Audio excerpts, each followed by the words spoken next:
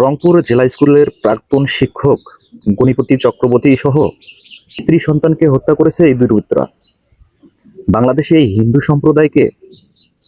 হিন্দু সম্প্রদায়ই হত্যা করেছে এই চারজনকে। এই গণি চক্রবর্তীর 12 বছরই একজন বাচ্চাকেও বাদ দেওয়া হয়নি, তাকেও মরতে হয়েছে বাবা মা বোনের সঙ্গে। খুবই খারাপ লাগছে এই বিষয়টি।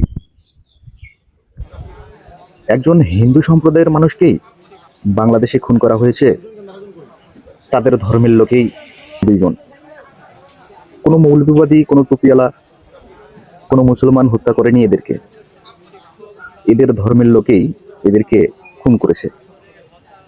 জনসম্মুখে কঠিন শাস্তির দাবি করি, যেন বাংলাদেশে আর এরকমের পরিবারকে ভাবে নিঃসঙ্গভাবে হত্যার কোনো সাহস আর কেউ না পায়।